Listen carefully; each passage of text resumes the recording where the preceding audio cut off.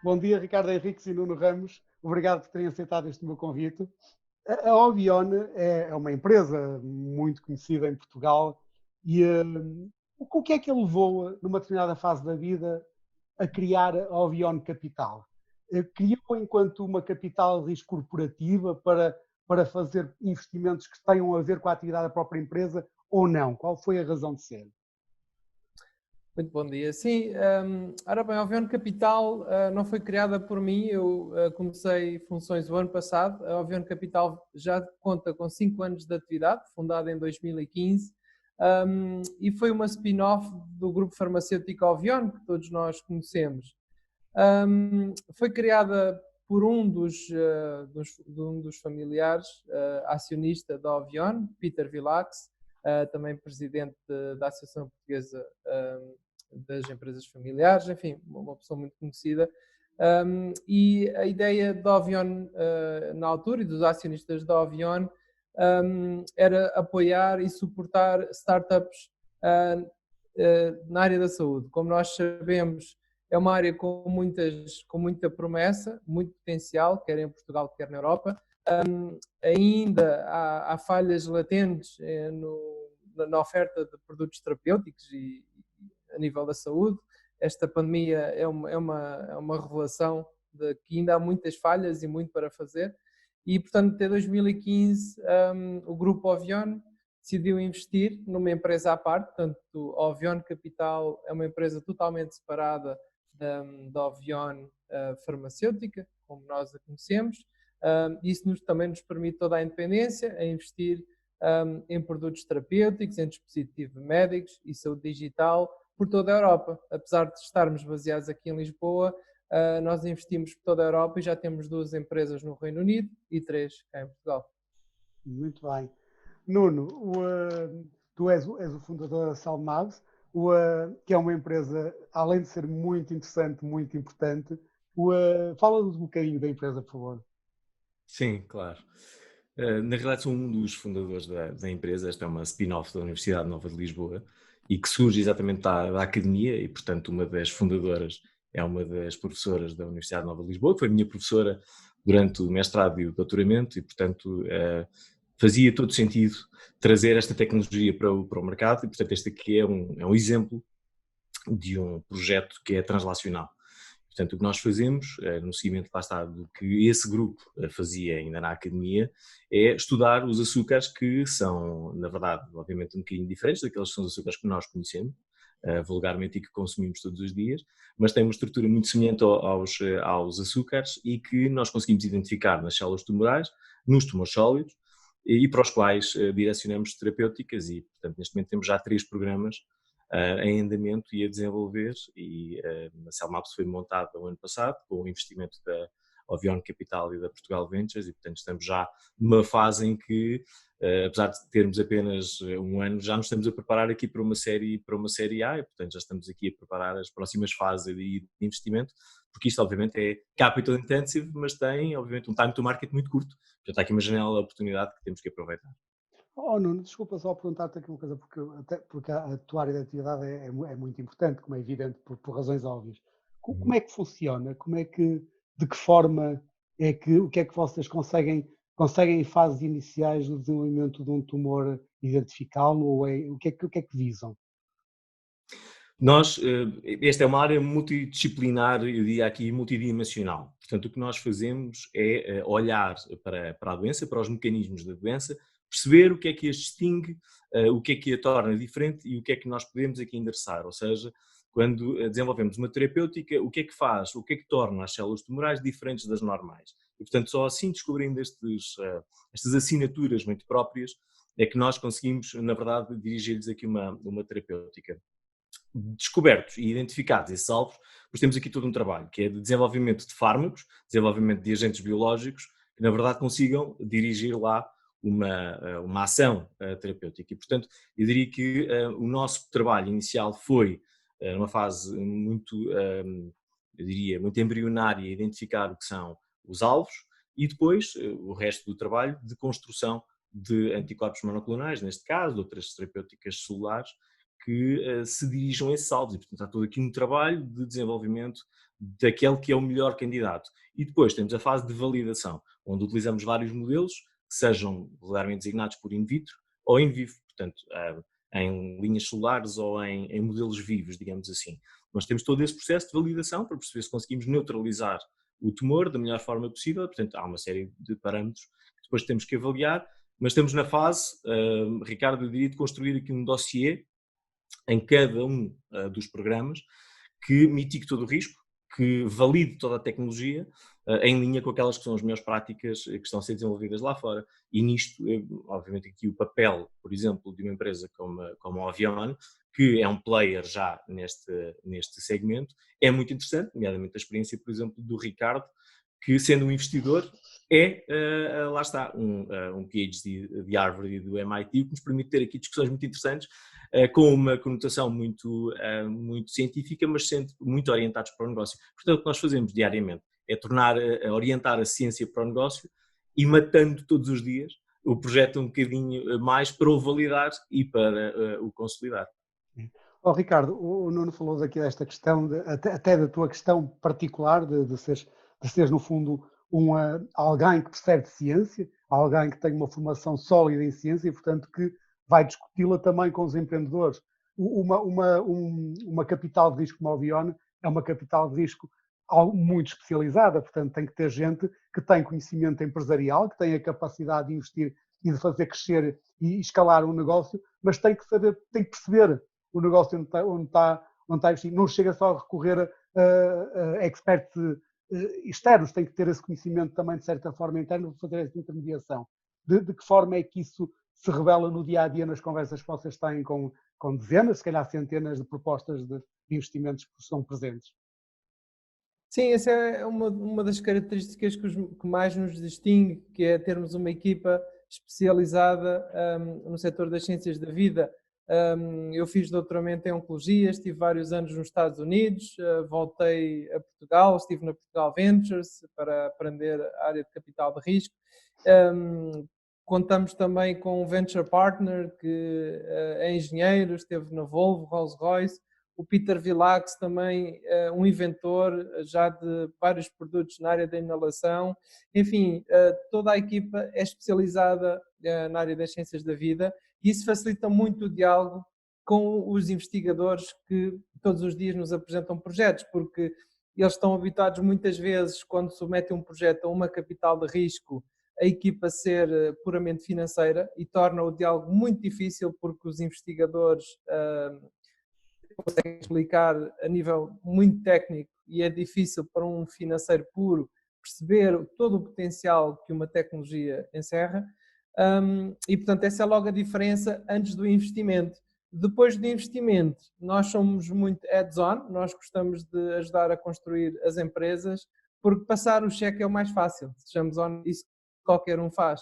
Agora realmente ajudar estas empresas a crescer, ajudá-los a encontrar muitas vezes pessoal para a sua equipa, advisors, abrir contactos com farmacêuticas, que temos a nossa rede de contactos, e sim, é trazer valor acrescentado para esta área que é muito especializada. Não é fácil um investidor que não que não tenha experiência nesta área, fazer bons investimentos e separar o trigo do joio, e isso é difícil. E mesmo nós, sendo especialistas, o risco continua, mas será obviamente muito maior se nós nem tivermos a noção do risco e da maturidade tecnológica dos projetos que nos chegam. Ao menos conseguimos de alguma forma estimar o risco, não conseguimos eliminá-lo, mas ao menos conseguimos determiná-lo um bocadinho com mais rigor. Claro que sim. Nuno, tu és um investigador e há bocadinho falavas da empresa como uma spin-off da universidade e, portanto, de investigadores. Não é muito habitual, mas obviamente acontece e vocês são um exemplo, investigadores serem bons empresários. Não é? Nós hoje estamos sempre a chamar empreendedores, mas o que vocês, quando criam a empresa, são empresários. Chame-se lá os nomes que se quiser, tem que se gerir meios para atingir recursos para atingir resultados. Tem que se gerir pessoas, que também não é fácil. Não é a mesma coisa gerir pessoas no ambiente universitário ou numa equipa de desenvolvimento e depois no ambiente empresarial, como estou certo que tu já percebeste. Como é que tu vês essa transposição da universidade para o mundo empresarial, não só no teu caso em concreto, até de outros exemplos que tu conheces de colegas teus ou de empresas que tenhas ouvido falar? O meu caso é um bocadinho, é pouco ortodoxo, porque na realidade eu fiz o percurso ao contrário. Eu trabalhei sempre toda a minha vida na indústria farmacêutica. Aliás, eu estava já responsável por uma área mais ligada à oncologia na Big Pharma, quando resolvi parar para voltar a fazer o doutoramento e, portanto, foi nessa altura que fui desafiado também pela Paula Videira para avançarmos com este projeto. Portanto, na realidade, eu diria que sou de formação também um investigador, mas na realidade a minha vida foi sempre passada ligada muito mais ao mundo corporate e portanto, eu diria que no meu caso essa transição não foi assim tão difícil, mas compreendo até porque, mesmo do ponto de vista do recrutamento, nós trabalhamos a uma velocidade muito rápida e, portanto, nós trabalhamos aqui um fast pace de acordo com aquelas que são, como dizia há pouco, as melhores práticas que vemos lá fora e, portanto, desde o dia 1 que nós tentamos estar prontos por uma due diligence, que tentamos estar ao nível daquilo que serão os critérios das grandes VCs e das farmacêuticas que eventualmente queiram desenvolver parcerias connosco e, portanto, mesmo quando nós trazemos talento, nós temos que perceber a que velocidade é que eles conseguem estar, como é que nos conseguem acompanhar e é certo que quando vamos buscar alguém à academia, há aqui todo um processo de transição que tem que ser feito, porque é uma velocidade completamente diferente, nós temos processos já colocados em prática que nos obrigam aqui a uma compliance e uma governance completamente diferente e, portanto, eu diria que aqui este processo de transição tem sempre algumas nuances, mas é uma sensibilidade para a qual estamos alerta. Ricardo, eu se calhar fazia-te a mesma questão na ótica do investidor. Vocês falam com imensas equipas, imagino eu, de investigadores, muitos dos quais têm essa ideia ou essa ambição, que é legítima e boa e muito boa mesmo, de transformar a sua tecnologia, o seu conhecimento científico numa proposta empresarial. É fácil essa conversa? Como é que vocês percebem que há ali gente que até tem capacidade muitas vezes de investigação, mas que não tem as competências necessárias para ser empresário? Como é que tratam isso? Sim, tem razão. A maior parte dos projetos que nos chegam são de académicos, muitas vezes que nunca abandonaram a universidade, fizeram doutoramentos, pós-doutoramentos. Depende também um bocadinho do projeto, o nosso requisito. Ou seja, se é uma equipa que está a desenvolver um farmacêutico que só vai entrar em mercado ao fim de 10 anos e nós sabemos que as startups não conseguem fazer sozinhas todo esse percurso, vão ter que fazer uma parceria com uma farmacêutica. Normalmente, esse trajeto nos primeiros anos é um projeto científico até muito semelhante ao que eles estão habituados a desenvolver nas universidades. E aí o nosso requisito de um background mais comercial, de business, é mais baixo. Se estivermos a falar de uma empresa de dispositivos médicos cuja entrada no mercado é mais rápida, ao fim de 2, 3 anos de nós investirmos, já é expectável que hajam vendas, aí sim, aí nós temos um grande rigor em ter alguém na equipa que já tenha feito esse percurso, mas muitas vezes nós resolvemos esse problema através de advisors externos que recrutamos. Por exemplo, nós temos uma empresa no portfólio na área das próteses, que nós fomos buscar uma pessoa à Inglaterra que já tinha sido CEO de uma empresa nessa área e passou a chairman dessa startup. Portanto, eu diria que se houver uma tecnologia realmente muito interessante e com muito potencial, não será pela falta de background mais comercial ou empresarial que nós não investimos e tentamos depois complementar essas fragilidades da equipa com pessoas de fora, porque é uma situação que se resolve com facilidade. Nuno, depois de feito o casamento, que é a parte sempre, apesar de tudo, a mais fácil, não é? Da decisão do investidor a investir no vosso projeto, como é que é a relação no dia a dia? O que é que vocês aprendem? O que é que vocês discutem? Como é que. Faz agora de conta que o Ricardo não está a ouvir, portanto estamos só os dois a falar. Conta aí um bocadinho. É muito bem oleado, tem sempre uma fase de adaptação, mas logo numa due diligence inicial foi fácil perceber a forma de cada um de nós trabalhar. O Ricardo costumava dizer no início que a due diligence faz-se nos dois sentidos e isso é muito verdade, ou seja, na realidade é muito importante também os investidores trazermos a bordo. E a empresa é muito feita dos investidores que nós temos, de todas as pessoas, eu diria end-to-end. Todas as pessoas têm skills muito próprios e valências que trazem muitos benefícios ao projeto. No caso das discussões que temos, seja com a Ovion, com o Ricardo ou com a Portugal Ventures, são muito produtivas, sempre numa lógica muito contributiva e muito baseada na resolução dos problemas e, portanto, nós temos mecanismos que colocamos em prática e que fazem com que algumas situações também sejam antecipadas. Portanto, normalmente as conversas relativamente informais são muito orientadas para o negócio, muito práticas, muito no sentido de encontrar caminhos, e depois temos sempre uma fase de brainstorm, seja nas reuniões de board ou noutros fóruns, mas que são coisas sempre muito, muito contributivas. Portanto, não estamos, eu diria, aqui a fazer aqui um controlo ou aqui uma monitorização que de alguma forma também seja prejudicial para o negócio. O que se sente, tanto da Ovion como da parte da Portugal Ventures, é um empurrar para a frente, no sentido de encontrar soluções e que se percebe claramente que estamos todos a lutar para o mesmo caminho, porque também falamos todos a mesma linguagem. E lá está, porque acima de tudo isto também é uma relação muito entre pessoas. E que se faz com as melhores pessoas. E neste caso tivemos sorte também.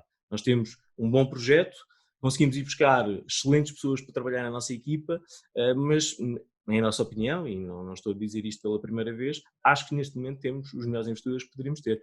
Claro que ainda estamos na fase de namoro, Ricardo, mas neste momento eu diria que tem sido muito boa a relação. Oh, Ricardo, acho que o Nuno merece aqui um reforço já desta série de investimento. Follow on. É verdade, é verdade. Ricardo, os projetos onde vocês investem são normalmente projetos que têm um time to market longo, ou seja, que mais são projetos longos até gerar receitas e são projetos que necessitam de muito capital até o fazer. E, obviamente, nem vocês nem ninguém tem fundos infinitos. Como é que vocês fazem essa gestão do processo até o momento do retorno? Sim, mais uma vez depende da área que estamos a falar. Mais uma vez, se for um produto farmacêutico, uma nova molécula, um novo fármaco, em média está estimado por vários estudos que $1 bilhão e 10 anos de desenvolvimento. Nós somos o primeiro investidor desse longo percurso. O que nós fazemos é que temos uma rede muito grande internacional de co-investidores, de grandes VCs, como a Forbion, como a Arix, como Medici, Inglaterra, enfim, fundos de 400, 500 milhões, que uma vez nós termos investido a primeira fase de seed, que dura 1 ano e meio, vem e traz esses grandes fundos que é necessário para desenvolver. Porque, como o Ricardo dizia bem, a área da saúde é muito regulamentada e tem que ser assim. Nós não podemos estar a administrar fármacos a pessoas sem realmente ter os testes todos feitos, e isso custa muito, é necessário muito investimento. E felizmente as farmacêuticas, como cada vez necessitam de medicamentos mais inovadores e como os seus próprios laboratórios das farmacêuticas cada vez conseguem gerar menos novas moléculas, as farmacêuticas cada vez estão a ir buscar a inovação lá fora, às biotechs, como a Cellmabs. E isso é muito bom para os investidores, porque as farmacêuticas estão cada vez a licenciar, ou seja, a transferir o conhecimento das biotechs para dentro de si mais cedo. Antigamente, as farmacêuticas quase que viviam só do que descobriam internamente, tinham grandes grupos de investigação e quase não necessitavam de nada fora. Hoje é ao contrário, por várias razões.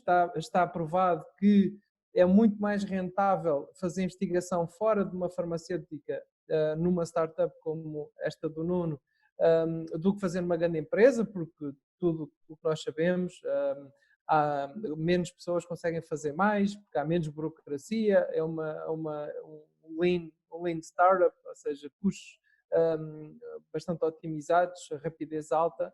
E conclusão, as farmacêuticas estão cada vez aí mais cedo a adquirir startups. Muitas vezes após o primeiro ensaio em pacientes, ou seja, ao fim de 4, 5 anos do nosso investimento, há possibilidade, se realmente a tecnologia for muito promissora, de nós podemos vender a empresa a uma farmacêutica e aí será o nosso exit. Claro que para o projeto continua, depois ainda tem que fazer um percurso de mais 5, 6 anos até chegar aos pacientes, mas na perspectiva do investidor resulta porque ao fim de 4, 5 anos vê o retorno do seu investimento e do seu trabalho, da sua contribuição. Nuno, Portugal tem ao longo do... Eu, pelo menos, conheço um bocadinho a realidade do Norte, tem feito investimentos fortíssimos na área das ciências da vida e, portanto, ao nível de investigação que eu não sou um conhecedor, mas falo por aquilo que ouço e pelas pessoas com quem falo, que é de altíssima qualidade, mas também havia uma ideia que era difícil transformá-la em valor, ou seja, que ficava muitas vezes nos laboratórios. O que é que tu sentes enquanto investigador e empreendedor nesta área? O que é que tu sentes que tem sido a evolução nos últimos anos? Fazem-se coisas muito, muito boas. Eu creio que podem fazer-se cada vez melhores coisas, nomeadamente do ponto de vista da translação. Eu acho que do ponto de vista da qualidade dos trabalhos e do mérito dos investigadores, há muito bom trabalho a ser feito em Portugal e, portanto, há muito boa tecnologia e há muito talento. Há, eventualmente, algum trabalho a poder ser feito do ponto de vista translacional, mas neste momento eu creio que também já estão a ser construídas e a serem constituídas uma série de estruturas de apoio aos investigadores, não só investigadores científicos nesta área, mas em muitas outras áreas, e portanto eu acredito que agora seja uma questão de tempo até esta nova geração ou até estes investigadores que neste momento estão a fazer alguns trabalhos poderem também começar a ter aqui mais algumas bases de apoio, porque isto também vive muito do ecossistema. É muito importante que os próprios investigadores vivam orientados para esta mecânica, e isso só acontece se houver um ecossistema disponível para investir no que se faz na academia. Portanto, se nós tivermos muito boa tecnologia a ser desenvolvida, mas a seguir tivermos que, para desenvolver esta tecnologia, nos candidatarmos a uma bolsa e, portanto, estar a aguardar algum investimento para avançar com as coisas com um time to market que faça algum sentido, eu diria que eventualmente perdem-se algumas oportunidades. Mas é tudo uma questão, neste momento, na minha opinião, de permitir que o ecossistema se adapte, nomeadamente agora com os inputs destes novos players que entram no mercado, nomeadamente a Ovion Capital. Há uma série agora de collabs que se estão a juntar com muitas pessoas que tiveram a oportunidade de ter aquela experiência internacional e que voltaram também com esse conhecimento do que se faz na Europa e nos Estados Unidos. E portanto eu diria que a tecnologia está cá, o talento está cá, as condições começam já a estar reunidas para essa translação se fazer da melhor forma. Ricardo, eu fazia-te um bocadinho a mesma pergunta, adicionando alguma coisa à mesma, ou seja, a Ovion, pelo papel que já tinha enquanto farmacêutico, e a Ovion Capital, porque 5 anos já é muito tempo, num mercado que apesar de tudo é pequeno, imagino que conhece todos os players, portanto, deve ter relação com todos os centros de investigação, com as universidades. Eu imagino que vocês quase devem conhecer individualmente até os principais investigadores portugueses. O que é que, enquanto entidade, tem sentido da evolução do mercado nesta perspectiva? Ou seja, há maior apetência para transferir tecnologia dos centros de investigação para o mercado, transformá-la em valor económico ou não?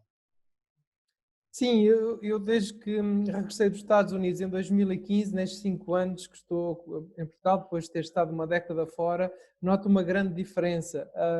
Nomeadamente, nota-se nas universidades que já há incentivo para os investigadores patentearem, fazerem patentes. Era uma coisa que não se dava grande valor e, infelizmente, perderam-se muitos bons projetos porque as pessoas publicavam os resultados sem patentear e depois é que vinham falar connosco e nós perguntávamos pela patente, mas já era tarde. Depois de uma pessoa publicar e os resultados serem públicos, já não pode ir a recolher os frutos e ficar com isso para si.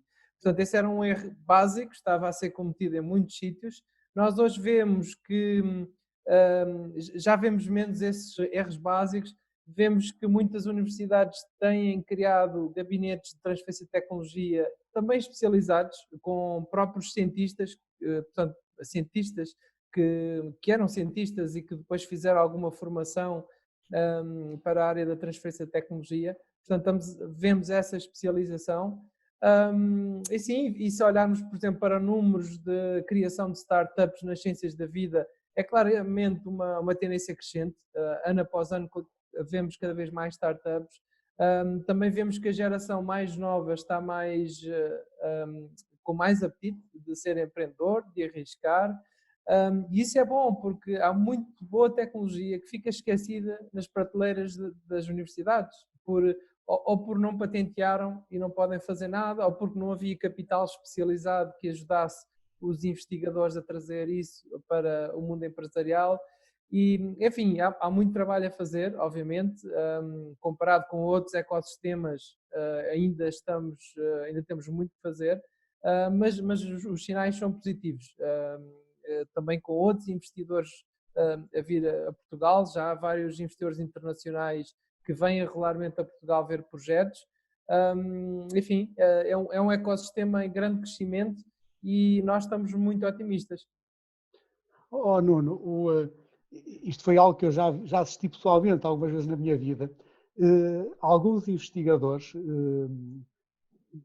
universitários, alguns dos quais nunca saíram da universidade, nem lhes passa pela cabeça sair, não tem mal nenhum nisso, portanto está muito bem. Nós precisamos de pessoas que empreendam, precisamos de pessoas que investiguem, precisamos de todo tipo de pessoas.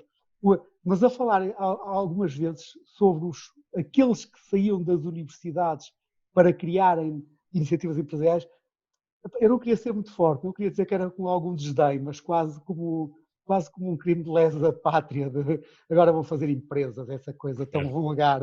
Eu estou obviamente aqui a exagerar um bocadinho. E tu és de uma geração diferente, mais nova. Como é que tu te sentes junto dos teus pais? Como é que eles te veem enquanto empreendedor? Lá está, também por ter tido a oportunidade de já trabalhar na indústria farmacêutica é diferente. Mas eu diria que aqui neste caso há, como dizia o Ricardo há pouco e bem, cada vez mais uma tendência para os jovens olharem para estas oportunidades, mas continua a haver muito ainda a tendência para se olhar para aquilo que se faz em termos de ciência fundamental e que é obviamente muito importante e, portanto, alguém tem que continuar a fazer. Mas esta é uma área que tem riscos. É uma área que tem muitos riscos, que requer muito esforço. Fazer um plano de negócios e desenvolver toda uma estrutura, nomeadamente um projeto de ciências da vida, eu diria que é um pouco complexo, e se nós não tivermos ao nosso lado investidores ou experiência, ou investidores e experiência, como é o nosso caso, é muito difícil nós conseguirmos construir de raiz um projeto que seja empreendedor e sustentável ao mesmo tempo. Nós muitas vezes temos tendência a olhar, por exemplo, para o que se faz em Boston, mas em Boston há estruturas completamente diferentes de suporte aos próprios investigadores e há muitas das vezes investidores que pegam nas empresas e na tecnologia e que a levam para uma fase mais avançada com as suas próprias empresas, as suas próprias equipas de gestão, eu diria que de uma forma quase às vezes independente dos próprios investigadores e de onde elas saem. Nós aqui neste caso precisamos de ter bons investigadores que tenham ou competências de gestão ou aqui há algumas pessoas que também percebam de gestão e que percebam também da investigação para criar equipas, porque não basta só ter uma tecnologia, é preciso ter boas equipas para construir um projeto. Ricardo, eu quando vejo de fora o que é que está a acontecer com esta questão da pandemia, de repente não tenho dúvidas, acho eu que não tenho dúvidas que toda a gente em todo o mundo percebeu o quanto importante é a nossa saúde. E julgo que isto vem para ficar, até porque todos nós tornamos-nos especialistas de bancada, lemos tudo e mais alguma coisa, lemos especialistas e, portanto, a questão dos vírus é algo que se calhar vai estar presente, mesmo quando passar este, provavelmente virão outros, o que imagino eu que será, vivemos numa altura em que haverá cada vez mais gente a investigar e gente a investir também na área fundamental da saúde. Tu acreditas nisso? Acreditas que vai ser uma área que vai ter um crescimento muito grande e, obviamente, eu enquanto cidadão, espero que isso aconteça, porque será muito bom para a humanidade. Sim, claramente. Esta pandemia realmente veio mostrar que a biologia manda no mundo, ou seja, quando a natureza quer, o mundo para e nós e nós estamos debaixo desses condicionalismos. E sim, esta área da virologia, ou seja, esta pandemia já vinha sendo prevista por vários especialistas, indicavam para este perigo, só que, claro, as sociedades tendem-se a esquecer o que não é realmente urgente à frente da sua cara, com custos como estamos todos hoje a sofrer. E não é só esta questão dos vírus, por exemplo, outra questão que também tem sido esquecida é das bactérias resistentes a antibióticos. Por exemplo, é uma crise grave que nós, por exemplo, vamos ao hospital fazer uma cirurgia de rotina e apanhamos uma bactéria que nenhum antibiótico consegue tratá-la. Portanto, ou seja, há vários, agora claro, os vírus vão estar muito na moda, mas há aqui também outras áreas que muitos especialistas têm vindo a chamar a atenção, que têm-se desenvolvido poucas terapias e que nos coloca em risco as nossas sociedades, enquanto as conhecemos. Portanto, nós como investidores também temos algum papel nessa mudança, em identificar realmente tecnologias que realmente possam fazer a diferença, mas não podemos fazer isso sozinhos, é claro. É difícil para um investidor, por exemplo, financiar uma empresa que desenvolve antibióticos se depois, no fim, as políticas de reembolso continuarem não forem ativas e nós depois não conseguimos ter vendas desses antibióticos. Enfim, portanto, isto realmente, a saúde é um sistema muito complexo, porque é uma cadeia gigante e cada elo depende do seguinte e do anterior.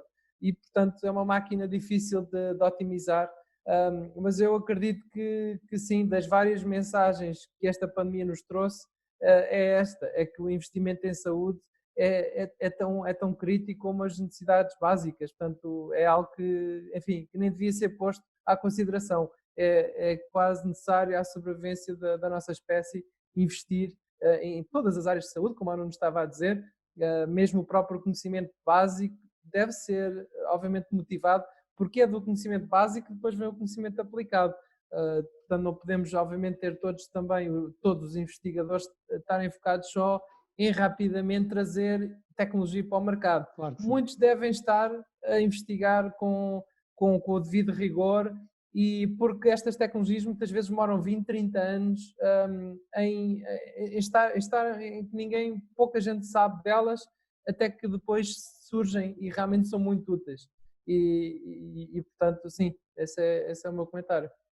Ricardo e Nuno, muito obrigado. O que eu espero, sinceramente, é que a Albion Capital continue a encontrar muito bons projetos onde investir, porque isso será bom para vocês, é bom para o país, é bom para a humanidade e no teu caso, Nuno, que consigas efetivamente desenvolver e bem a tua empresa, porque isso é uma área fundamental para todos. Muito obrigado, fiquem bem e em saúde. Obrigado. Obrigado, Ricardo.